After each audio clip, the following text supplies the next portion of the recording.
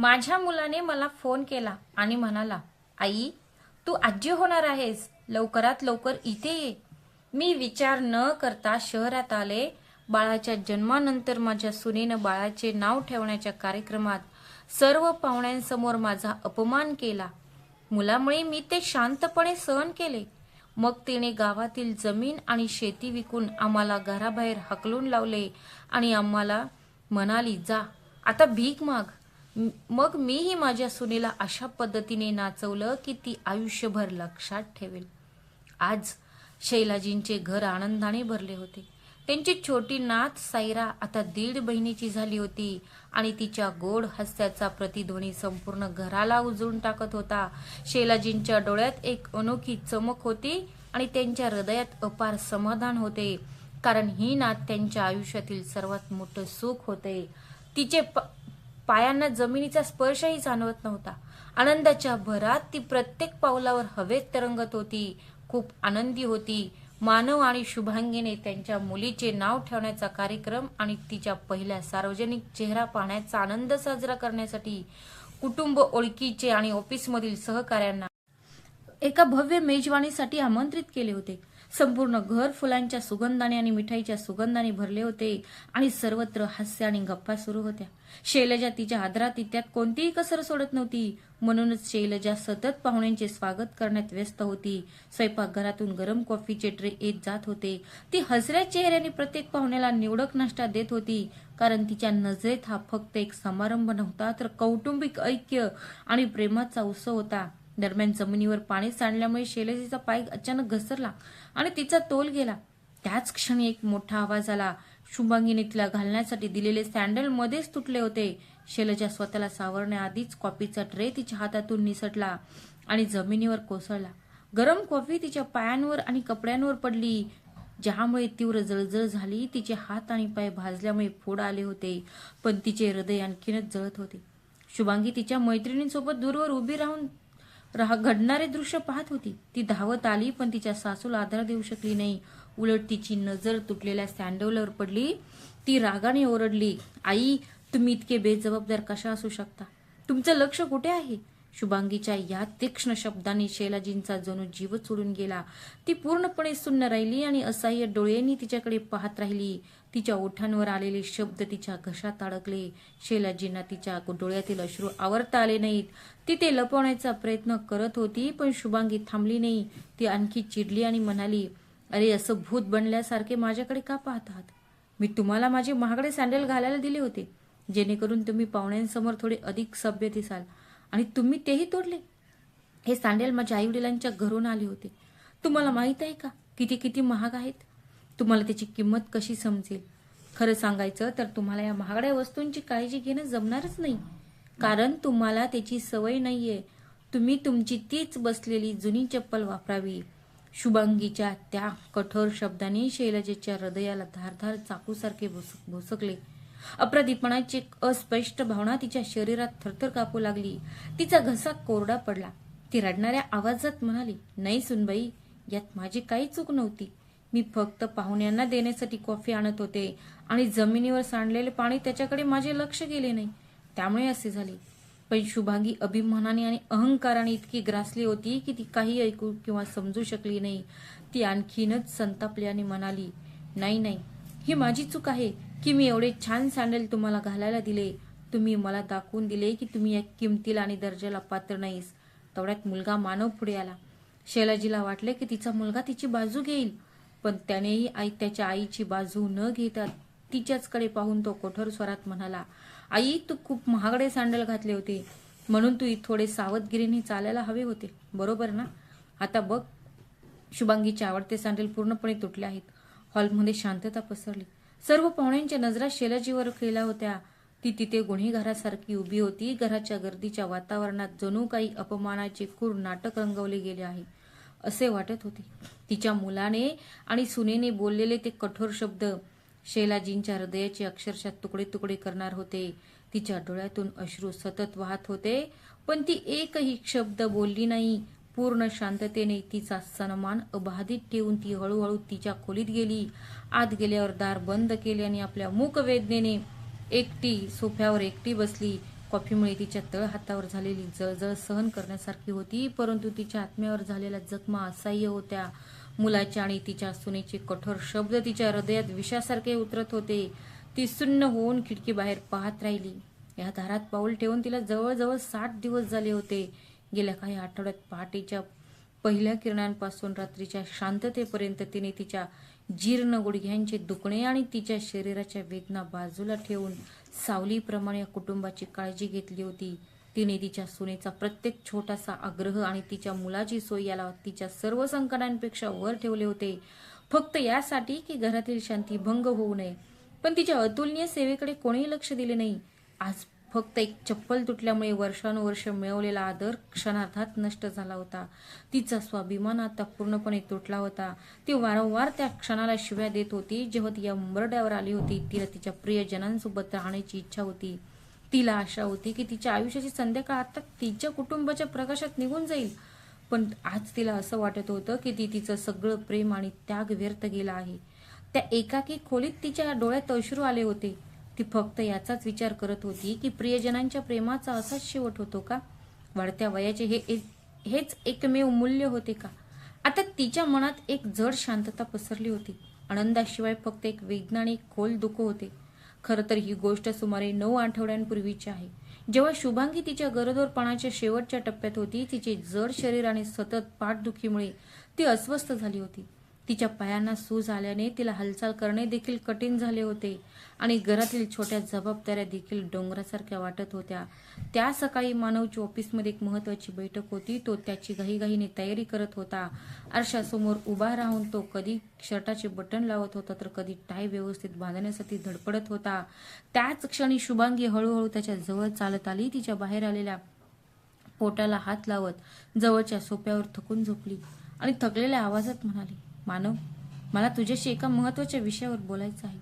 मानवने तिच्याकडे न पाहता त्याच्या टाईची शेवटची गाठ बांधली आणि म्हणाला, बोल, कोणत्या महत्वाच्या गोष्टीबद्दल बोलायचं आहे? शुभांगी उदास चेहऱ्याने आणि थोड्याशा तक्रारदार स्वरात म्हणाली, मानव, माझी अवस्था तुला दिसते ना. आता मला घरकाम करणे शक्य नाही.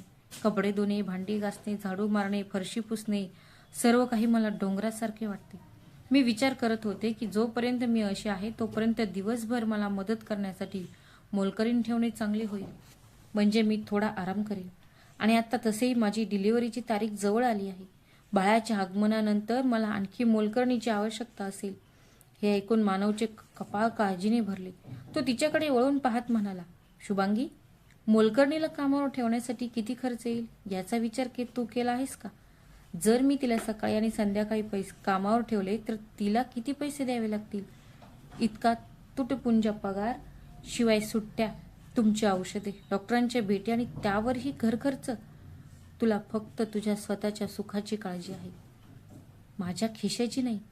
शुभांगीचा चेहरा लाल झाला. ती रागाने उभी राहिली आणि म्हणाली, मग मी काय करू? मी काम करून मरून जावे का? तुला माझे दुःख दिसत नाही का? मानव तिला शांत करण्याचा प्रयत्न करत होत म्हणाला, अरे ही 1 मिनिट थांब, मला मीटिंगसाठी उशीर होत आहे. संध्याकाळी मोकळे झाल्यावर आपण बसून बोलू.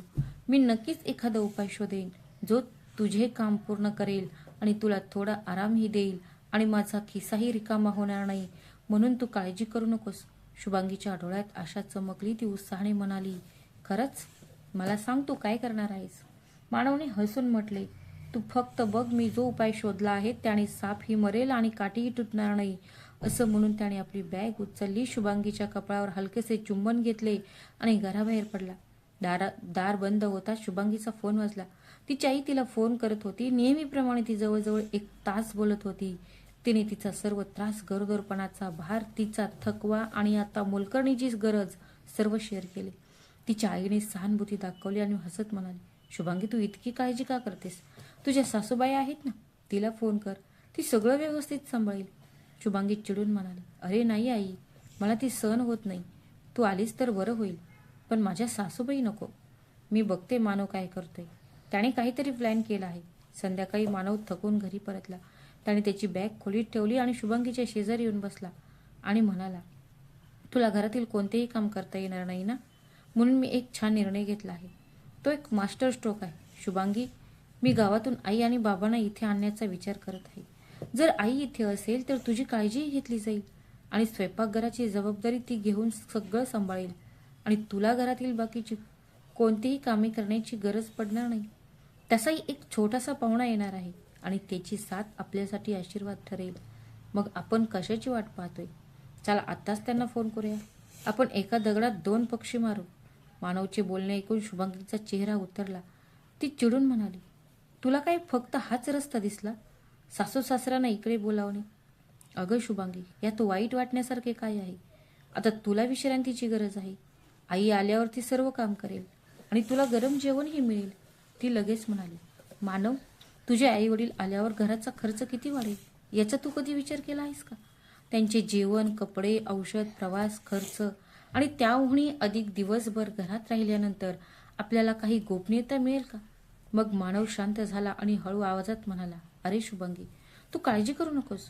आई घरातील सर्व कामे उत्तम प्रकारे करेल, ते पण मोफत, आणि ती मुलालाही प्रेमाने वाढवेल. तू जरा विचार कर, मोलकरणीचा पगार वाचेल आणि तुला कोणताही ताण येणार नाही. शुभांगी क्षणभर गप्प राहिली, पण पुढच्या क्षणी तिच्या चेहऱ्यावर एक खोडकर हास्य उमटले. ती म्हणाली, अरे हो, माझी आई हेच म्हणत होती.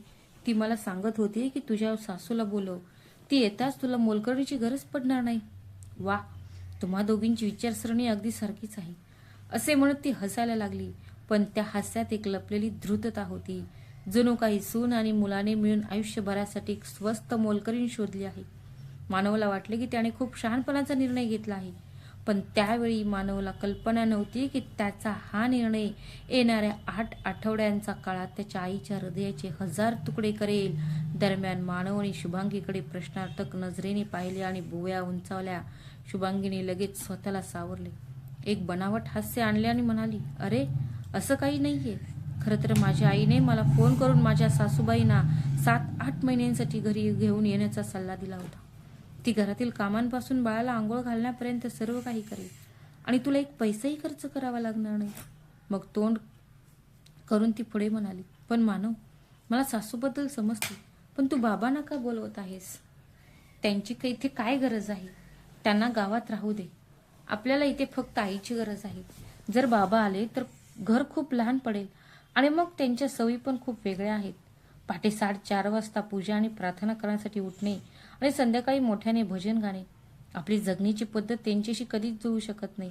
मानवने मान हलवली, जणू काही एखादा व्यापारी हिशोब करत आहे. मग म्हणाला, शुभांगी, तू विचार करत नाहीस का? जर आई एकटी आली तर गावात बाबांचे काय होईल? त्यांच्या जेवणाचे काय? आणि जर बाबा इथे आले तर ते बाहेरचे सर्व काम करतील, भाज्या, दूध, रेशन, औषध, सर्व काही. आणि तू हेही विसरत आहेस की त्यांना दरमहा 35,000 रुपये पेन्शन मिळते. ते पैसे आपल्या घरात वापरले जातील, म्हणजे आपले खर्च आपोआप कमी होतील. थोड्या वेळाने मानवचे डोळे चमकले. तो म्हणाला, तुला माहित आहे का, जेव्हा बाबा निवृत्त झाले तेव्हा त्यांना सुमारे 25 लाख रुपये मिळाले होते. त्या पैशाने त्यांनी त्याच्यासाठी एफडी केली आहे आणि ती या महिन्यात मॅच्युअर होत आहे. जेव्हा तू इथे येतील तेव्हा ती त्याच्याशी प्रेमळपणे बोलेल आणि सर्व काही पैसेही घेईल. मग आपण एक मोठा फ्लॅट घेऊ, 2 नाही तर 8 खोल्यांचा, तुझ्या स्वप्नांचे घर आणि आरामदायी जीवन. हे ऐकून शुभांगीचे डोळे चमकले, पण ती थोडीशी संकोचली आणि म्हणाली, पण मानव, असे होऊ शकते की नंतर ते दोघे कायमचे आपल्यासोबतच राहतील आणि मी माझ्या सासरच्यांसोबत राहू शकत नाही. मला माझी एकांतता हवी आहे, माझी स्वतःची जागा हवी आहे. मी त्यात कोणाचाही हस्तक्षेप सहन करू शकत नाही. सकाळी उठताच माझी सासू दार ठोठावत येईल आणि खोलीत प्रवेश करेल. संध्याकाळी बाबा म्हणतील, सुनबाई गरम गरम चपात्या करून दे. नाही नाही, हे सगळं मला वेळ लावेल. मानव हसला आणि तिच्या डोक्यावर थाप मारली. अरे वेड्या मुली, तू इतकी काळजी का करतेस? आधी मला तर पैसे घेऊ दे, त्यानंतर तू जे म्हणशील ते होईल. आपण आई बाबांना गावी पाठवू किंवा त्यांच्यासाठी वेगळा प्लेट खरेदी करू. आपल्याला फक्त थोडी वाट पाहावी लागेल. शुभांगीला जणू लॉटरीच लागली होती. ती आनंदाने हसली आणि म्हणाली, मग तू कशाची वाट पाहत आहेस? आताच सासूबाईंना फोन कर. मानवने लगेच त्याचा फोन काढला, नंबर डायल केला आणि स्पीकर चालू केला. दुसऱ्या टोकाकडून शैलाजीचा आनंदी आवाज आला, हॅलो मानव, तू कसा आहेस? आणि सुनबाई कशी आहे? मानव खोट्या काळजीच्या स्वरात म्हणाला, आई, सगळं ठीक आहे, पण शुभांगीला बरं वाटत नाहीये. तिला 7वा महिना सुरू आहे आणि तिचं शरीर नेहमीच थकलेलं असतं. घरकाम करणं कठीण होऊ लागलं आहे आणि मला इथे मोलकरीण मिळत नाही, आणि एखादी मिळाली तर ती महिन्याला 15,000 रुपये मागते. काय करावे ते कळत नाहीये. आई, एक काम कर ना, तू आणि बाबा काही दिवसांसाठी इथे या. सुनेची काळजी घे, घर सांभाळ, आणि बाळ आल्यावर तर तुझी मदत नक्कीच लागेल. मानवचे शब्द ऐकून शैलजींना काळजी वाटली. अरे बाळा, ठीक आहे, मी आज तुझ्या वडिलांशी बोलते. तू फक्त तुझ्या सुनेची काळजी घे, तिला ताण देऊ नकोस. फोन ठेवल्यानंतर काही वेळाने मदन मोहनजी शेतातील काम करून थकून घरी आले. शैलजीजीने त्यांना एक ग्लास पाणी दिले आणि मानवबद्दल सर्व काही सांगितले. कपाळावरचा घाम पुसत मदन मोहनजी म्हणाले, शैलजा, तू जे म्हणतेस ते ठीक आहे, पण या वयात तू हे सर्व एकटी कशी सांभाळशील? शहरातील वातावरण थोडे वेगळे आहे. शैलजाच्या डोळ्यात अश्रू आले. तिला आठवले की तिचा मुलगा आणि सून तिला इतक्या प्रेमाने, इतक्या काळजीने हाक मारत आहेत. ती म्हणाली, अहो, आपण आजी आजोबा होणार आहोत. आपली मुले इतकी छान बातमी सांगत आहेत, मग आपण त्यांना मदत का करू नये? तिकडे आपली सुनबाई त्रास सहन करत आहे. मदन मोहनजी थोडे हसले आणि म्हणाले, चल तर मग, तुझे सामान बांध, आपण 2 दिवसात सकाळच्या बसने निघू. शैलाजीने लगेच मानवला फोन केला. मानव बाळा, आम्ही दोघे 2 दिवसांनी सकाळच्या बसने निघणार आहोत. बस स्टँडवर पोहोचल्यावर मी तुला फोन करेन, तू घ्यायला ये. मानव गोड बोलला, ठीक आहे आई, मी गाडी घेऊन येतो. बिचारी शैलजीने पटकन तिच्या वस्तू गोळा केला. जुन्या साड्या, औषधे, येणाऱ्या बाळासाठी कपड्यांचे छोटे गट्टे, घरी बनवलेले तूप, शेतातील गहू, तिने सर्व काही पॅक केले. तिला 2 दिवस झोप येत नव्हती. तिच्या मनात विचार येत होता की मुलाचे जीवन व्यवस्थित करण्याची माझी जबाबदारी आहे. पण तिला कल्पनाही नव्हती की ती ज्या घरात इतक्या प्रेमाने आणि आशेने जात होती, ती तिच्या प्रेमासाठी नाही तर तिच्या कामासाठी मोलाची ठरेल. एक कामाची यादी आणि विचारशील डोळे तिची वाट पाहत होते. पण शैलाजी आनंदी होत्या. तिचे मन फक्त एकाच विचारात गुंतले होते, मी आता आजी होणार आहे. पण सत्य हे होते की तिला त्या घरात मोफतची मोलकरीण म्हणून बोलावून घेण्यात येत होते, आणि तिच्या पेन्शन आणि मुदत ठेवीचे गणित आधीच ठरले होते. दुसऱ्या दिवशी सकाळी शैलजाजी आणि मदन मोहनजी यांनी शहराला जाणारी पहिली बस पकडली. काही तासाच्या प्रवासानंतर बस मानवच्या शहरांमध्ये पोहोचली. बस स्टँडवर गर्दी होती आणि वर सूर्य तळपत होता. पण शैलाजीचे डोळे तिच्या मुलाला शोधत होते. दुरून मानव हात हलवत होता. त्याच्या चेहऱ्यावर हास्य होते, पण त्याच्या डोळ्यात एक प्रकारची तत्परता होती. आई बाबा जवळ पोहोचताच त्याने वाकून त्यांना नमस्कार केला आणि गाडीत बसताच तो म्हणाला, आई, शुभांगी कालपासून उलट्या करत आहे. मी कसा तरी डाळ भात शिजवला, पण आता तू आली आहेस, तुला स्वयंपाकघर, साफसफाई, कपडे धुणे सर्व काही सांभाळावे लागेल. शैलाजीची तिचे थकलेले पाय घट्ट धरून हसत म्हणाली, मानव बाळा, तू अजिबात काळजी करू नकोस, मी आता आली आहे. तिला वाटले तिचा मुलगा किती प्रेमाने बोलत आहे, जणू तो घरातील सर्व जबाबदाऱ्या तिच्यावर सोपवत आहे. घरी पोहोचताच तिने तिची बॅग उघडली. तिने गावातून आणलेल्या ताज्या भाज्या, तुपाचे एक भांडे आणि गहू बाहेर काढले. थोडंही न बसता ती थेट स्वयंपाकघरात गेली. मदन मोहनजींनी तिला थांबवले आणि म्हणाले, शैलजा, आधी चहा घे. पण ती हसली आणि म्हणाली, माझ्या सुनेला भूक लागली असेल, मी आधी तिच्यासाठी काही फळे कापते. संध्याकाळपर्यंत घर स्वच्छ चमकत होते. तिने भांडी धुतली, फरशी पुसली आणि शुभांगीला गरम दूध प्यायला दिले. रात्री सर्वजण झोपी गेल्यानंतर शैलाजींनी तिच्या सुजलेल्या गुडघ्यांना गरम तेल लावले आणि डोळ्यातील पाणी हळुवारपणे पुसून टाकले. दिवसभराच्या थकव्यामुळे तिचे शरीर दुखत होते, पण तिचे मन आनंदाने भरलेले होते. तिला तिच्या मुलासोबत असणं हे खूप समाधान देणार होतं. दुसऱ्या दिवशी तिचा दैनंदिन दिनक्रम सुरू झाला. 5:30 वाजता उठणे, चहा बनवणे, मानवचा जेवणाचा डब्बा पॅक करणे, शुभांगीसाठी ज्यूस बनवणे, तिला औषधे देणे, सर्वांचे कपडे धुणे, झाडू मारणे, दुपारचे जेवण, संध्याकाळचा चहा आणि रात्रीचे जेवण. शैलजींचे सगळं हसत मुखाने करायची. शैलजाजी दिवसभर कामात व्यस्त असायची. पत्नीची अथक निष्ठा पाहून मदन मोहनजींना दररोज वाईट वाटायचे. एके दिवशी ते हळुवारपणे म्हणाले, शैलजा, तू दिवसभर व्यस्त असतेस, थोडी स्वतःची काळजी घे, स्वतःला आजारी करून घेऊ नकोस. इतक्या वेळ उभे राहिल्याने तुझे गुडघे आणि पाठ खराब होईल. पण शैलजाजी नेहमीप्रमाणे ते हसून टाळायची आणि हसून म्हणायची, अहो, मी आजी होणार आहे आणि माझ्या गुडघ्यांमध्ये आणि पाठीत होणारे दुखणे या आनंदाच्या तुलनेत काहीच नाही. मला एक नातू किंवा नात होणार आहे आणि हा छोटासा प्रयत्न त्या तुलनेत काहीच नाही. आजी होण्याचा आनंद या वेदनांपेक्षा जास्त आहे. पण रात्री सर्वजण झोपी गेल्यानंतर ती तिच्या पलंगावर शांतपणे बसायची, तिच्या गुडघ्यांना मलम लावायची आणि स्वतःशी विचार करायची, माझा मुलगा आणि सुनबाई आनंदी आहेत. मला फक्त तेवढंच हवंय, सगळं व्यवस्थित झालं की माझ्या चिंता संपतील. एका रात्री तिची पाठदुखी वाढली. मदन मोहनजींनी प्रेमाने तिला औषध दिलं आणि आराम करायला सांगितलं. औषध घेताच ती गाढ झोपेत गेली. सकाळ कधी झाली तिला कळलंच नाही. तेवढ्यात खोलीतून शुभांगीचा आवाज आला, आई प्लीज मला कॉफी बनवून द्या. तेवढ्यात ऑफिसला जाण्यासाठी तयार होत असलेल्या मानवने म्हटले, आई माझा नाश्ता कुठे आहे? थांब मी तुला लगेच देते बाळा. असे म्हणत शैलजाजी पुन्हा कामावर रुजू झाली. अशा प्रकारे 2 महिने गेले. दिवस आणि रात्र कळत नकळत निघून गेल्या. अखेर तो दिवस आला जेव्हा एक छोटासा पाहुणा घरात आला. एक राजकुमारी. तिच्या हास्याने घर आनंदाने भरून गेले. सर्वांच्या चेहऱ्यावर हास्य उमटले आणि डोळ्यात आनंद पसरला. त्यांच्या आनंदाची सीमा नव्हती. त्या आनंदाचा प्रतिध्वनी संपूर्ण परिसरात पसरला होता. अभिनंदन करण्यासाठी घराबाहेर लोकांची एक रांग लागली होती. शैलजांच्या चेहऱ्यावर एकतर अनोखी चमक होती. आजी होण्याच्या आनंदात त्या आपला सर्व थकवा, पाठदुखी आणि झोपेचा अभाव विसरून गेल्या होत्या. त्या आपल्या सुनेची मनापासून सेवा करत होत्या. प्रत्येक क्षण त्यांच्यासाठी आनंदाचा उत्सव होता. सकाळी उठताच त्या तिच्यासाठी गरम पाणी बनवत असत, तिच्या दुधात बदाम पावडर घालत असत आणि वेळेवर पौष्टिक अन्न देत असत. बाळाच्या नाजूक त्वचेवर हळुवारपणे नारळाचे तेल लावून मालिश करत असताना त्यांचा चेहरा भक्तीने भरलेला असायचा. जणू काही तिने काहीतरी मौल्यवान वस्तू हातात धरली आहे. तिच्या सुनेला आराम देण्यासाठी ती रात्रभर तिच्या नातवासोबत बसून राहत होती. प्रेमाचा सुगंध घराच्या प्रत्येक कोपऱ्यात दरवळत होता. जणू काही घरात आनंदाचा स्वर्ग उतरला आहे असे वाटत होते.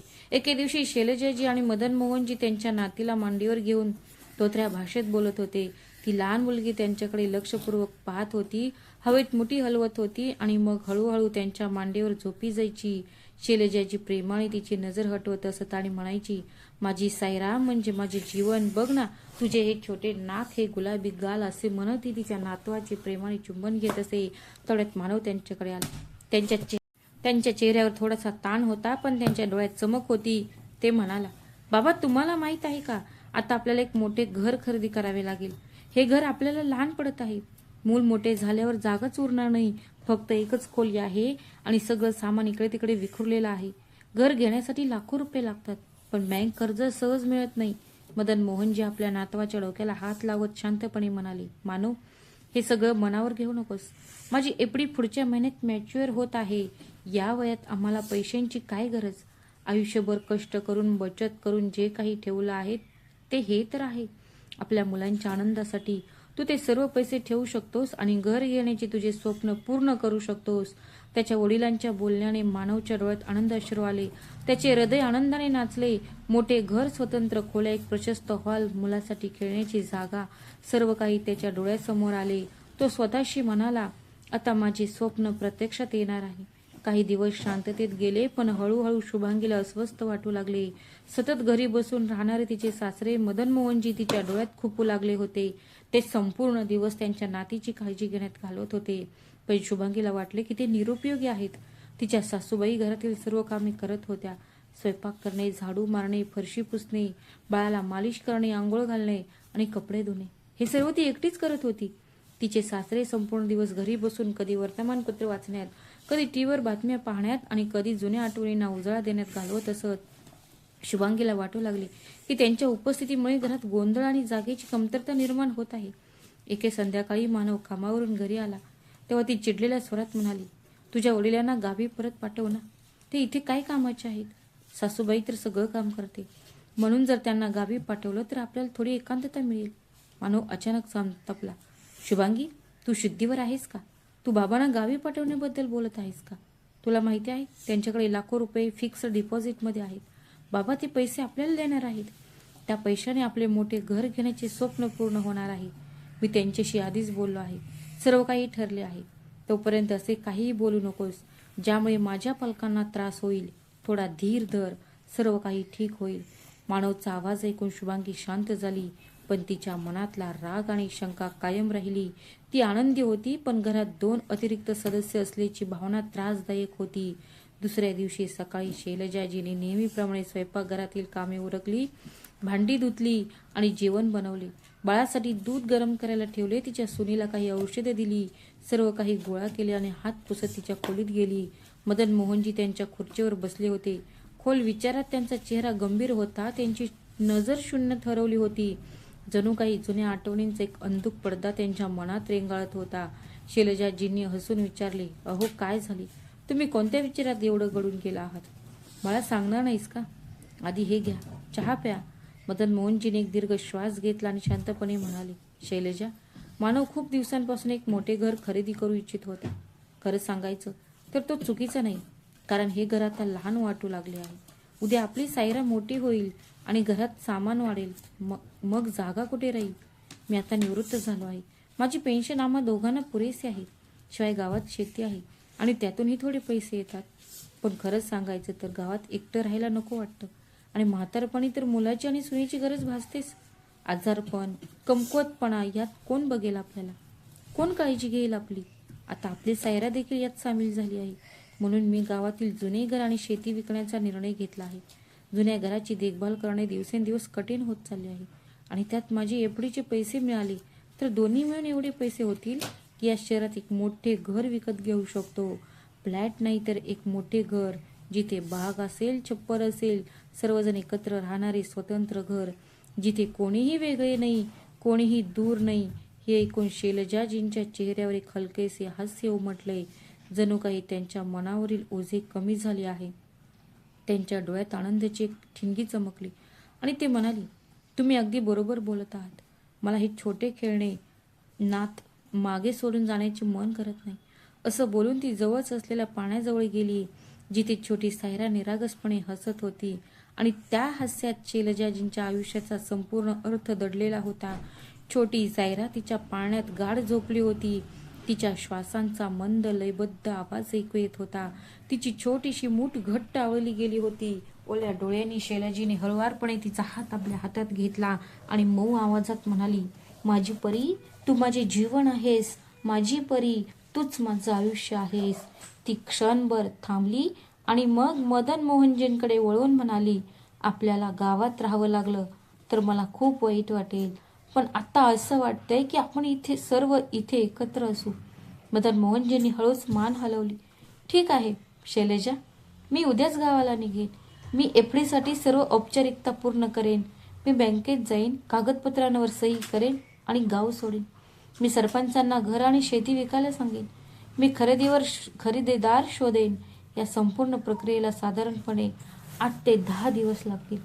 प्रवास, नोंदणी, सर्व काही. शैलजाजी काहीशा काळजीने म्हणाल्या, पण सायराचा नामकरण समारंभ 2 आठवड्याने आहे ना. तिच्या आगमनाचा आनंद साजरा करण्यासाठी घरी एक पार्टी ठेवली आहे. पाहुणे येतील, सजावट, जेवण, सर्व काही नियोजित आहे. मदन मोहनजी किंचित हसले. अरे, पुढचे 8 ते 9 दिवस मी सर्व काम संपवून परत येईन. तू काळजी करू नकोस, फक्त धीर धर. शैलजाजीने मान हलवली. तिच्या मनात एक दिलासा होता. ती संपूर्ण कुटुंब एकत्र येण्याची वाट पाहत होती. दुसऱ्या दिवशी सकाळी मदन मोहनजी गावाला निघून गेले. मानवने त्यांचे सामान बसमध्ये ठेवले, त्यांना तिकीट काढून दिले आणि आदराने निरोप दिला. घरी परतल्यावर मानव आणि शुभांगीने एकमेकांकडे पाहिले. त्यांचे डोळे आनंदाने चमकले. त्यांच्या डोळ्यात नवीन नवीन स्वप्ने जन्माला येऊ लागली. गावातील घर विकल्यानंतर येणारे पैसे आणि एफडीचे पैसे मिळून त्यांचे आयुष्य बदलणार होते. दोघेही एका मोठ्या घराच्या स्वप्नात हरवले होते. तुला कोणत्या कॉलनीत घर घ्यायचे आहे? मानवने विचारले. मोठी बाग, जिम आणि स्विमिंग पूल असलेले घर, शुभांगी उत्साहाने म्हणाली. त्यांनी एकामागून एक गोष्टी अंतिम करण्यास सुरुवात केली.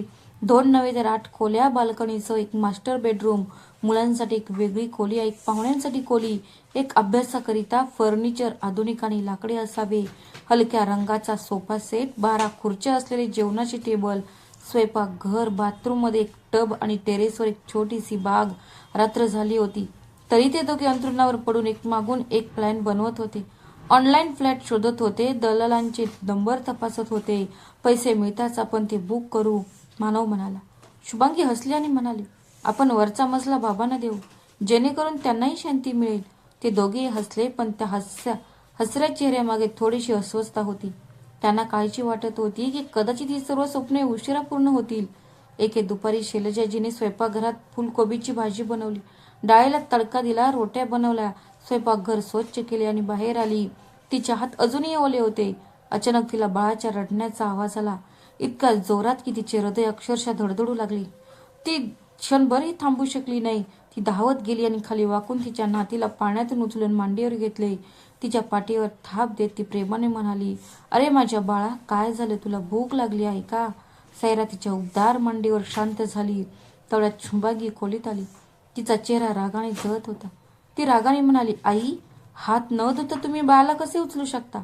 तुम्हाला माहित नाही का की यामुळे संसर्ग होऊ शकतो? बाळाची रोगप्रतिकारक शक्ती अजूनही खूप कमकुवत आहे. आजपासून माझ्या मुलाला हात स्वच्छ करूनच स्पर्श करा, समजले? तिचा आवाज इतका मोठा होता की शैलाजी स्तब्ध झाल्या. तिच्या साडीचा पदर अजूनही ओला होता आणि तिच्या हातातून अजूनही मसाल्यांचा हलका वास येत होता. त्यांना अधिक आश्चर्य याचे वाटले की तिची सुनबाई हे सर्व उलटे सुलटे बोलत होती आणि मानव तिथेच खुर्चीवर बसून त्याच्या मोबाईलवर फोनवर व्हिडिओ पाहत होता. त्याने डोळे वर करून सुद्धा पाहिले नव्हते. नाही, ना एक शब्दही बोलला नाही. तो गप्प राहिला, जणू तो बहिरा झाला होता. शैलजा तिच्या नातीच्या डोक्यावर हळुवारपणे हात फिरवत शांत आवाजात म्हणाली, ठीक आहे शुभांगी, मी आतापासून काळजी घेईन. पण त्यांना त्यांच्या मनावर खोल दुःख जाणवले, जणू काही जुन्या जखमेवर मीठ चोळले गेले आहे. असेच दिवस हळूहळू जात होते. आता शुभांगी सर्व गोष्टींवर लक्ष ठेवून होती. कधी कधी ती म्हणायची, आई, दूध खूप थंड झाले आहे, बाळाला सर्दी होईल. कधी कधी मोहरीच्या तेलाने बाळाला मालिश करू नका, बाळाला पुरळ येतील, क्रीम लावत जा. कधी कधी तुमच्या रोट्या कच्च्या असतात, त्यामुळे आमचे पोट खराब करतील, कृपया त्या व्यवस्थित भाजून घेत जावा. प्रत्येक गोष्टीबद्दल तक्रारी होत्या, प्रत्येक कामात दोष होते. शैलजाजी शांत राहिल्या, फक्त ओठांवर हलकेसे हास्य ठेवले, पण आतून त्या हळूहळू तुटत होत्या. आणि मानव, तो फक्त एक बहिरा आणि मुका माणूस होता. त्याच्या तोंडात बायकोला बोलण्यासाठी न जीभ होती आणि न ऐकण्यासाठी ना कान होते. बायकोला समजावून सांगण्याऐवजी तो म्हणायचा, आई, शुभांगी बरोबर बोलत आहे, आणि लगेच निघून जायचा. सायरा 1.5 महिन्याची झाल्यावर मानव आणि शुभांगीने तिच्या नाव ठेवण्याच्या कार्यक्रमाची तयारी सुरू केली. त्यांनी सर्वत्र फुलांचे हार लावले होते. त्यांनी केटरिंग बुक केले आणि फोटो काढण्यासाठी एक फोटोग्राफरला बोलवले. त्या दिवशी सकाळी शुभांगी शैलजांकडे आली. तिने त्यांच्या जुन्या चप्पलकडे पाहून तिने नाक मुरडले आणि म्हणाली, आई, तुमच्याकडे चांगले सँडल नाहीत का? तुम्ही या जुन्या गावातील चप्पल घालून कार्यक्रमाला येणार का? तिथे खूप मोठे लोक येणार आहेत, माझे ऑफिसचे मित्रमैत्रीण, मानवचे क्लायंट आणि आमचे जवळचे शेजारी. जर तुम्ही अशा चप्पल घालून सर्वांसमोर आला तर आमचा आदर काय राहील? लोक काय म्हणतील की आम्ही तुमची नीट काळजी घेत नाही. शैलजाजी गप्प राहिल्या तेव्हा शुभांगी पुन्हा म्हणाली, तुम्ही एक काम करा, आज माझे हे सँडल घाला, पण काळजी घ्या हां. माझ्या आईने मला हे सँडल दिले आहेत आणि ते खूप महाग आहेत. चालताना त्यांना ओरखडे पडणार नाहीत किंवा तुटणार नाहीत याची काळजी घ्या. मित्र म्हणते की आज तुम्ही जास्त फिरू नका, कारण चालताना तुम्हाला अनेकदा अडखळत चालतात. शैलजाजी अगदी हळू आवाजात म्हणाल्या, ठीक आहे शुभांगी, जर तू म्हणतेस तर मी ते घालेन, पण बाळा, मला इतके फॅन्सी आणि महागडे सँडल देऊ नकोस. फक्त मला साधी चप्पल दे, जेणेकरून मी आरामात चालू शकेन. शुभांगीने कडूसमीत हास्य केले. तिचे कपाट उघडले आणि चमकदार फॅन्सी आणि महागडे सँडल बाहेर काढले. शैलजांजींकडे सँडल धरत ती म्हणाली, हे घ्या आई, तुम्ही तुमच्या आयुष्यात कधी एवढे मोठ्या किमतीचे आणि फॅन्सी सँडल पाहिले नसेल, घालणं तर दूरच. शुभांगीचे हे शब्द ऐकून शैलजेला वाटले जणू काही तिच्या हृदयात 100 काटे टोचले आहेत. ती आयुष्यभर जीर्ण चप्पल घालून राहिली, घर सांभाळत राहिली, आपल्या मुलाला शिक्षण देण्यासाठी एक पैसा वाचवत राहिली, आणि आज त्याच मुलाच्या बायकोच्या नजरेत ती खूप लहान वाटत होती. त्याच्या डोळ्यात अश्रू आले, पण तिने स्वतःवर नियंत्रण ठेवले आणि तेच जुने मंद हास्य चेहऱ्यावर कायम ठेवले. पण कठोर शब्दांना तोंड देऊनही शांत राहण्याची तिला सवय झाली होती. आता शैलजाजींना चप्पल घालण्याची इच्छा नव्हती, पण दुसरा पर्यायही नव्हता. जुन्या चप्पल घालून पाहुण्यांसमोर येणे म्हणजे तिच्या सोनेचा अपमान करणे होते, आणि तिला माहीत होते की त्या अपमानाची सावली तिच्या मुलावर पडणार नाही. म्हणून तिने शांतपणे चप्पल उचलली आणि बाथरूमकडे निघाली. तिथे आरशासमोर उभी राहून आरशात त्याने स्वतःला पाहिले. सँडल खूप जड होते, पायांना नीट बसत नव्हते आणि त्यामुळे तोल सांभाळणे कठीण होत होते. त्यांनी पहिल्यांदाच कोणीतरी दिलेली वस्तू घातली होती, पण त्यांना भाड्याने दिलेल्या जणू काही तिने जड बेड्या घातल्या आहेत असे वाटत होते. त्यांच्या नकळत डोळ्यात अश्रू आले. तिने ती शांतपणे पुसली आणि बाहेर आली. शुभांगी तिला वरच्या मजल्यावर घेऊन गेली. तिने तिच्याकडे डोक्यापासून पायापर्यंत पाहिले आणि म्हणाली, तू आता खूप छान दिसतेस. माझ्या नवीन फॅन्सी सँडलची काळजी घ्या. शैलजाने मान खाली घातली. तिच्या चेहऱ्यावर वेदना आणि खोल शब्दहीन अपमान दिसत होता. तिच्या मनात एकच प्रश्न येत होता राहिला, मुलांमध्ये आणि सुनेमध्ये हेच प्रेम आहे का? जसजशी संध्याकाळ जवळ येत गेली तसतशी घरात पाहुण्यांची संख्या वाढत गेली. लाईटच्या माळा चमकू लागल्या होत्या. टेबलावर फळांच्या चाटच्या प्लेट सजवल्या गेल्या होत्या. मानव आणि शुभांगी पाहुण्यांसोबत हसत गप्पा मारत होती, फोटो काढत होती. शुभांगीचा आनंदी आवाज संपूर्ण घरात घुमत होता.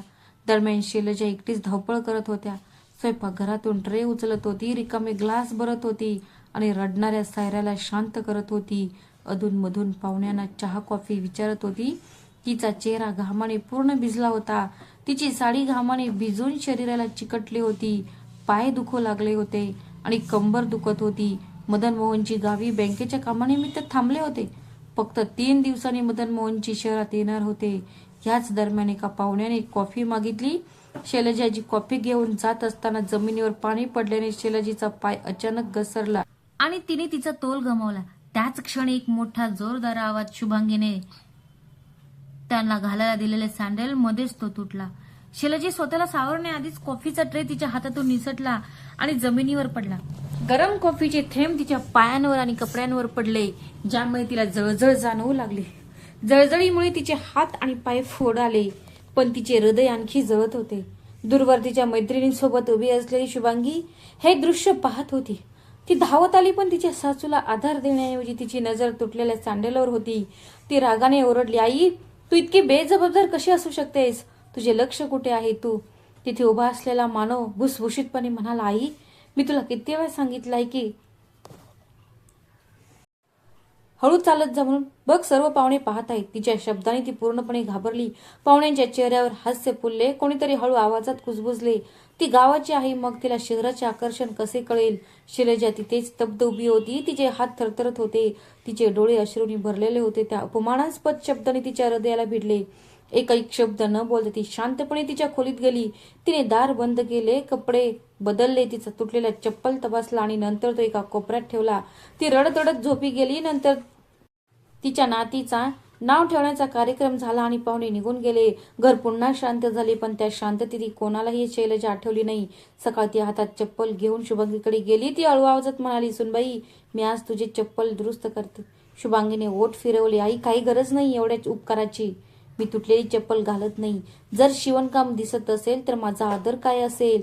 जर मी अतिदक्षता विभागात गेलो तर लोक म्हणतील की महागडे दुकान आहे आणि मी पुन्हा तेच चविष्टांनी विकत घेईन, आणि तरीही मी तुमच्यासारखे माझे तुटलेले चप्पल कधी दुरुस्त करणार नाही.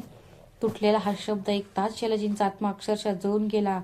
ती शांतपणे तिच्या खोलीकडे वळली आणि दार बंद केले. तिला आत्ता घरी असल्यासारखे वाटत नव्हते.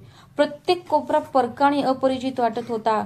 दुसऱ्या दिवशी दुपारी जेव्हा मानव आणि शुभांगी नवीन घर शोधणार होते, ते घर बघायला गेले होते, तेव्हा फोन वाजला.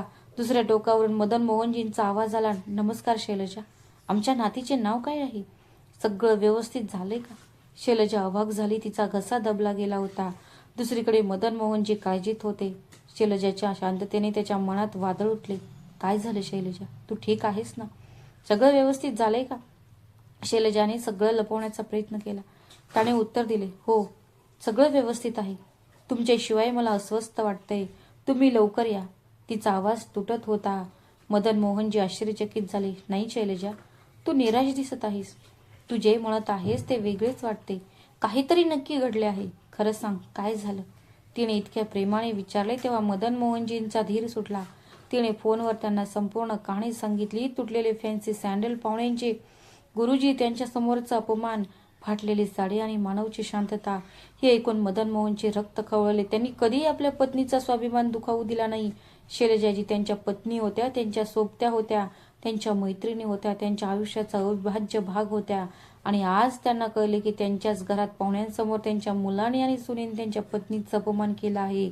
मग तो अवाक झाले. ते गेले नाही. मला वाटलं मी ट्रेन पकडावी आणि शैलजाला परत घेऊन जावे.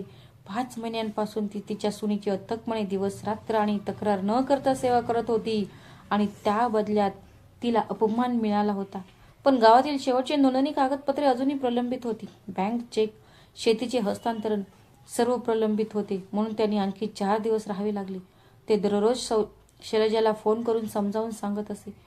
शैलजा, फक्त 4 दिवस, मग आपण दोघे परत येऊ. काही झाले तरी 3-4 दिवसांनी शहरातील रस्ते संध्याकाळच्या अंधारात बुडू लागले. तेव्हा मदन मोहन बसमधून उतरले.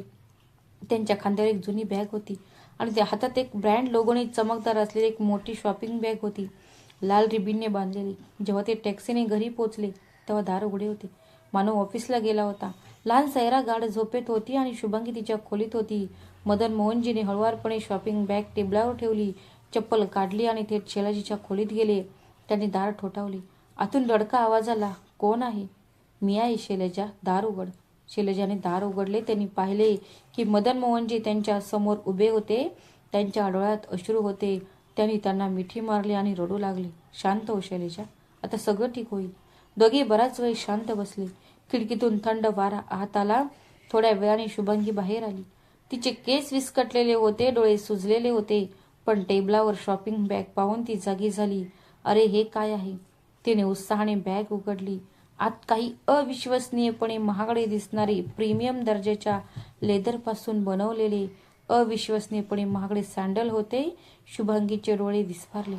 तिला वाटलं मानवने तिला आश्चर्यचकित केलं असेल. तिला माहीत नव्हतं की तिचे सासरे घरी आले आहेत, कारण ती गाढ झोपेत होती. ती आनंदाने सँडल घेऊन खोलीत गेली. दार बंद केलं. पटकन ते घातले. आरशासमोर उभी राहिली आणि फिरू लागली. पुन्हा पुन्हा तिच्या पायांकडे पाहत हसत राहिली. तिच्या पायात सँडल सुंदर दिसत होते, जणू ती राणी आहे. तिने स्वतःशी विचार केला, त्याची किंमत कमीत कमी 4,000 रुपये असली पाहिजे. हो, हे सँडल पण मानवने ते खरेदी केव्हा केले हे मला सांगितले नाही. तिचे डोळे चमकले, जणू काही स्वप्न पूर्ण झाले आहे. तेवढ्यात दार वाजले. मानव ऑफिसमधून परतला होता. शुभांगीने तिच्या खोलीतून हाक मारली, मानव, इकडे ये, बघ मी या सँडलमध्ये कशी दिसते. असे म्हणत ती हसत हॉलमध्ये आली आणि तिच्या साडीचा पदर व्यवस्थित केला. मानवने शुभांगीकडे एक नजर टाकली आणि तो जागीच स्तब्ध झाला. त्याचे डोळे विस्फारले. शुभांगी, हे सँडल सुंदर आहेत, पण खूप महागडे दिसतात. तू ते कधी खरेदी केलेस आणि मला का सांगितले नाहीस? त्याच्या आवाजात आश्चर्य होते, पण त्यात थोडीशी मृदुताही लपलेली होती, जी सूचित करते की शुभांगीने किती पैसे खर्च केले आहेत याची त्याला कल्पनाही नव्हती. शुभांगी हसली आणि म्हणाली, तुला काय म्हणायचं आहे? तू हे सँडल स्वतः विकत घेतलेस ना? आता विरोध करणे थांबव. प्रीमियम दर्जाचे लेदर सँडल खूपच वेगळे असतात. मला खूप दिवसांपासून असे सँडल हवे होते. मानवने मान हलवली. नाही शुभांगी, मी खरंच सांगतोय, मी हे सँडल आणलेले नाहीत. मी आत्ताच चाललो आहे. शुभांगीचा चेहरा थोडा कठोर झाला. काय? तू सँडल आणले नाहीस? मग ते कोणी आणले? तेवढ्यात खोलीचा दरवाजा हळूहळू उघडला. मदन मोहनजी आणि शैलजाजी बाहेर आले. मानव आणि शुभांगी पूर्णपणे स्तब्ध झाले. क्षणभर तो गोंधळून गेला. मदन मोहनजी शांत पण ठाम आवाजात म्हणाले, सुनबाई, हे सँडल मानवने नाही तर मी आणले आहेत. बाबा, तुम्ही कधी आलात? मानवने आश्चर्याने विचारले. मदन मोहनजी म्हणाले, थोड्या वेळापूर्वी. मग तो शुभांगीकडे वळला आणि म्हणाला, मी हे सँडल तुमच्यासाठी नाही तर माझ्या पत्नीसाठी, माझ्या शैलजासाठी आणले आहेत. तिच्याकडे एकही चांगला सँडल शिल्लक नाही. मला वाटले की माझ्या पत्नीला दुसऱ्याची चप्पल घालावे लागणे मला लाजिरवाणी वाटते, पण आता मला वाटले की तुला या सँडलची गरज आहे. तुझ्याकडे कदाचित खूप सँडल असतील, पण कदाचित इतके महागडे किंवा इतके सुंदर नसतील. शुभांगीचे संपूर्ण शरीर जळून गेले. तिचा चेहरा लाल झाला होता. तिचे ओठ थरथरत होते. तिला असे वाटले की कोणीतरी तिला चापट मारली आहे. ती लगेच तिच्या खोलीत धावत गेली. रागाने तिने सँडल काढले आणि फेकून दिले. तिने ते बॉक्समध्ये भरले आणि बॅगेत ठेवले. ती बॅग डायनिंग टेबलावर ठेवणार इतक्यात मदन मोहनजी शांत आवाजात म्हणाले, सुनबाई, आता त्याची गरज नाही. हे सँडल तुझ्याकडेच राहू दे. कदाचित तुलाच त्याची गरज असेल. माझी बायको इतरांनी घातलेले सँडल घालत नाही. तिच्याकडे असे हजारो सँडल आहेत. प्रेमाने आदराने मानव त्याच्या शब्दांकडे पाहत थांबला. त्याला जाणवले की त्यांच्या वडिलांचा आवाज बदलला आहे. तो नेहमीच शांत सौम्य होता आणि कधीही मोठ्याने बोलत नव्हते. आज त्यांच्या डोळ्यात एक अढळ दृढ निश्चय होता, जणू काही भिंत उभी केली गेली आहे. मानवचा घसा कोरडा पडला. पहिल्यांदाच त्याला जाणवले की त्याने कदाचित मोठी चूक केली असेल. थोड्यात मदन मोहनजी त्यांच्या खुर्चीवरून उठले. एक दीर्घ श्वास घेऊन म्हणाले, काय झाले? तू इतका आश्चर्यचकित का आहेस? आज मी एक छान बातमी घेऊन आलो आहे. त्यांच्या आवाजात एक अनोखा आत्मविश्वास होता, जो मानव आणि शुभांगीने यापूर्वी कधीही अनुभवला नव्हता. खोलीतील शांतता भंग करत त्यांनी त्यांच्या जुन्या बॅगेत हात घातला आणि काही कागदपत्रे बाहेर काढली. हळूहळू एका मागून एक रहस्य उलगडत गेले. मदन मोहनजीने मानवच्या हातात कागदपत्रे ठेवली आणि म्हणाले, हे बघ मानव, आमच्या गावाला शहराशी जोडणाऱ्या मुख्य रस्त्यावर मी तुमच्या आईच्या नावाने एक मोठा सँडल शोरूम खरेदी केला आहे. त्या शोरूमचे हे कागदपत्रे आहेत. आता तुमच्या आईच्या सन्मानाचा प्रश्न संपला आहे. ती आता तिची स्वतःची मालकी नाही. ती तिच्या आवडीचे सँडल घालू शकते. आणि सर्वात महत्त्वाचं म्हणजे मुद्दा असा आहे की ती आता कोणाच्याही नजरेत लहान राहणार नाही. सासऱ्यांचे बोलणे ऐकून शुभांगीचे भान हरपले. तिचे शरीर घामाने डबडबले होते. तिचे डोळे उघडे होते आणि तिचे पाय थरथरत होते. त्या तीव्र धक्क्याने मानवलाही क्षणभर अर्धांगवायू झाला. त्याचे तोंड उघडे पडले. जणू त्याला विजेचा धक्का बसला आहे. त्याने कागदपत्रे उलगडली, पण ते स्वप्न आहे की वास्तव हे त्याला नीट कळत नव्हते. अचानक तो थरथर कापत म्हणाला, पण बाबा, हे शोरूम खरेदी करण्यासाठी तुम्हाला पैसे कुठून मिळाले? तुम्ही मदन मोहनजीने त्याला थांबवले आणि शांतपणे म्हणाले, हो बाळा, तू बरोबर ओळखले. त्यांच्या डोळ्यात एक विचित्र चमक होती. राग आणि समाधानाचे एक विचित्र मिश्रण. मी तुम्हाला देणार असलेल्या पैशांनी मी हे शोरूम विकत घेतले. सुरुवातीला मला वाटले की तुम्ही माझे आहात. आपण स्वप्नातील घर खरेदी करू. पण आता मला वाटते की आधी माझ्या पत्नीचे स्वप्न पूर्ण करणे महत्वाचे आहे. हे ऐकून मानव आणि शुभांगीला धक्का बसला. त्यांचे चेहरे लाल झाले. हातपाय थंड पडले. रागाने थरथर कापत मानव म्हणाला, पण तुम्ही आमच्या घरासाठी पैशांची व्यवस्था करायला गेला होता ना? तुम्ही मला पैसे देण्याचे वचन दिले होते. मग हे सर्व काय आहे? तुम्ही मला अडकवलेस. मदन मोहनजींचा आवाज उंचावला, हो मानव, पण तुला माझे वचन देण्यापूर्वी मी माझ्या पत्नीला माझे वचन दिले होते. मी तिला वचन दिले होते की मी तिचे आयुष्य सन्मानाने जगेन. मी कोणालाही तिचा अपमान करण्याचा अधिकार देणार नाही. मी ते तुला दिले आहे. आणि पैशांबद्दल सांगायचं तर ते माझे होते. माझ्या मेहनतीचे फळ ते कोठे वापरायचे हे ठरवण्याचं स्वातंत्र्य मला आहे. ते पुढे म्हणाले, सुनबाई, तू कधीही असा विचार करू नकोस की माझी बायको महागड्या सँडल घालू शकत नाही. असे समजू नका. मी सरकारी अधिकारी होतो, चांगली नोकरी होती आणि आजही मला चांगली पेन्शन मिळते. पण माझ्या बायकोला साधी जीवन जगणे आवडते. तिने कधी स्वतःसाठी महागड्या सँडल विकत घेतल्या नाहीत, कारण त्यांच्या मते त्यांच्या मुलांच्या शिक्षणावर खर्च करणे हे जास्त महत्त्वाचे होते. त्यांनी फक्त त्यांच्या मुलांसाठी असलेल्या प्रत्येक इच्छा दाबून टाकल्या. मानवच्या डोळ्यात अश्रू तळत होते, पण रागही ओघळत होता. मदन मोहनजी पुढे म्हणाले, मानव बाळा, आम्ही कधीच कल्पना केली नव्हती, अगदी स्वप्नातही, ज्या मुलासाठी आम्ही आयुष्यभर कष्ट केले, आमच्या इच्छा दाबून ठेवल्या, त्या आमच्या मुलांनी हा दिवस आपल्याला दाखवून दिला. अरे, आपण आपल्या गावी आहोत. मी तुझ्यासोबत राहण्यासाठी माझे घर, शेती आणि सर्व काही विकण्याचा विचार करत होतो. मी माझे शेत ही विकली, पण सुदैवाने माझे घर विकण्याच्या 2 दिवस आधी तू आम्हाला माझ्या बायकोचे खरे रूप दिसले. सर्व पाहुण्यांसमोर तू तुझ्या आईचा अपमान केलास. तुझे चप्पल तुटलेले दिसले, पण माझ्या बायकोच्या हातपायांवर फोड आले आहेत हे तुला लक्षात आले नाही. आणि त्याही वर तू तिला सर्व पाहुण्यांसमोर तुटलेले चप्पल घातलेली गावठी मूर्ख म्हणालास. त्या क्षणी मी माझे मन गमावले. मदन मोहनजींचे डोळे अश्रूंनी भरले, पण ते स्थिर राहिले. आता तुमचे खरे रूप आम्हाला प्रकट झाले आहे. मी माझ्याकडे असलेले सर्व काही तुम्हाला देण्याचा विचारही करू शकत नाही. त्यांच्या कठोर शब्दांनी मानव आणि शुभांगीला धक्का बसला. त्यांनी एकमेकांकडे पाहिले. त्यांच्या चेहऱ्यावर लाज, त्यांच्या मनात अपराधीपणा, पण शब्द त्यांचे बाहेर पडले नाहीत.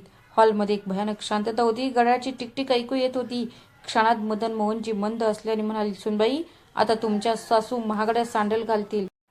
आता तुम्ही असे म्हणणार नाही की ती तुटलेली आणि जीर्ण झालेली चप्पल घालते किंवा तिला महागडे सँडल घालण्याची अक्कल नाही. आता ती स्वतःची दुकानाची मालकीण आहे. ती सर्वात सुंदर आणि महागड्या सँडल विकेल आणि तिला वाटेल तसे घालेल. हे ऐकून शुभांगीला असे वाटले की तिला कोणत्याही वेदनाशिवाय मारहाण झाली आहे. जणू कोणीतरी त्यांच्या गालावर चापट मारली आहे असे वाटले. तिचा चेहरा जळत होता, डोळे खाली होते आणि हात थरथरत होते. वडिलांच्या बोलण्यानंतर मानव आणि शुभांगी अवाक झाले. त्यांच्या तोंडातून एकही शब्द बाहेर पडला नाही. दोघे दगडासारखे उभे राहिले. तेवढ्यात मदन मोहनजी शांत पण खंबीर आवाजात म्हणाले, चल शैलजा, तुमचे सामान बांधा. आपल्याला आता इथे राहण्याची गरज नाही. आपण आजच घरी जात आहोत, आपल्या स्वतःच्या छताखाली. नाही एखाद्याच्या दयाळूपणामुळे आपण चांगले आयुष्य जगू शकतो. असे म्हणत त्यांनी मानवच्या हातातून कागदपत्रे घेतली आणि गंभीर स्वरात पुढे म्हणाली, मानव, तुझ्या आईने तुला खूप प्रेमाने वाढवले. तिने तुझी प्रत्येक गरज आणि प्रत्येक इच्छा पूर्ण केली. पण ज्या मुलासाठी तिने आपले संपूर्ण आयुष्य समर्पित केले, तो एके दिवशी तिच्या भावनांचा आणि तिच्या त्यागाचा असा देखावा करेल हे माहीत नव्हते.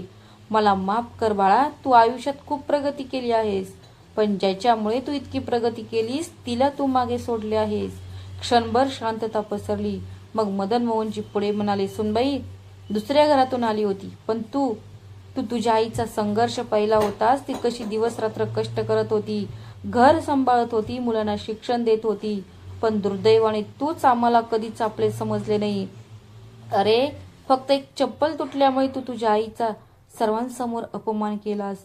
तुला कल्पनाही नाही की ती तुझ्या बालपणात तुझी सर्व काळजी घेत असते आणि तुझ्या सर्व गरजा वेळेवर पूर्ण करत असे. पण यावेळी एका चुकीमुळे तू तिचा अपमान केलास. असे म्हणत मदन मोहनजींनी शैलजाजींचा हात घट्ट धरला. आतापर्यंत ती शांतपणे तिचे अश्रू पुसत होती. तिच्या चेहऱ्यावर शांत पण दृढ भाव होते. स्वाभिमान. दोघांनाही आपापल्या बॅगा उचलल्या आणि मागे वळून न पाहता दाराकडे निघाले. काही वेळातच ते बस स्टँडवर पोहोचले. ते तिथेच उभे राहिले, गावाकडे जाणाऱ्या बसची वाट पाहत, त्या घरी परतण्यासाठी जिथे फक्त आठवणी आणि स्वाभिमान उरला होता. आता मानव आणि शुभांगीचे डोळे लज्जेने खाली आले होते. ते अवाक उभे राहिले, पश्चातापाच्या आगीत जळत होते. त्यांच्या स्वप्नांचा राजवाडा, ते भव्य घर जे उभे राहणार होते, पाया रचण्याआधीच ते कोसळले होते. माझे मन रिकामे होते, पण आतून एक धडा बाहेर पडला होता. ज्या गोष्टीची जाणीव होण्यास वेळ लागतो ती गमावण्यास वेळ लागत नाही. बाहेर सूर्य मावळत होता. मदन मोहनजींची सावली हळूहळू दूर जात होती. ज्या दिशेने एक नवीन सुरुवात आणि स्वाभिमानाचे जीवन त्याची वाट पाहत होते. म्हणून तुमच्या आई वडिलांचा आदर कधीही कमी लेखू नका. ते आयुष्यभर तुमचे आहेत. आपल्या आनंदासाठी त्यांच्या इच्छा, आनंद आणि स्वप्ने दडपून टाकतात. त्यांचा अनादर केल्याने केवळ नातेसंबंध तुटतातच, पण आपले भविष्यही नष्ट होते. खरी संपत्ती घरात किंवा दिसण्यात नाही, तर ती आपल्याला मनापासून जोडणाऱ्या बंधांमध्ये आढळते. एका चुकीसाठी पालकांचा अनादर करणे सोपे आहे, परंतु त्यांच्या काही वर्षांच्या त्यागाला विसरणे ही जीवनातील सर्वात मोठी चूक आहे. खरी संपत्ती विटा आणि मातीने बनवलेला किल्ला नाही, तर पुढच्या पिढीच्या भविष्यासाठी दिलेला त्याग आहे. तुमच्या पालकांना ओझे मानण्याऐवजी त्यांच्या त्यागाचा आणि प्रतिष्ठेचा आदर करा. कारण एके दिवशी आपणही आज ज्या ठिकाणी आहोत त्याच ठिकाणी उभे राहू. आणि लक्षात ठेवा, मानवी प्रतिष्ठा आणि नातेसंबंध कोणत्याही महागड्या वस्तू, ब्रँडेड सँडल किंवा दिखाव्यापेक्षा जास्त महत्त्वाचे आहेत. वस्तू परत विकत घेता येतात, पण तुटलेले हृदय आणि गमावलेला आदर कधीही परत येत नाही. मित्रांनो, मदन मोहनजींनी त्यांच्या मुलाला आणि सुनेला धडा शिकून बरोबर केले की चूक? कृपया तुमचे मत कमेंट करून कळवा. जर तुम्हाला कथा आवडली असेल तर चॅनलला सबस्क्राईब करायला आणि व्हिडिओला लाईक करायला विसरू नका. आम्ही पुन्हा एका नवीन कथेसह भेटू. तोपर्यंत स्वतःची आणि तुमच्या प्रियजनांची काळजी घ्या.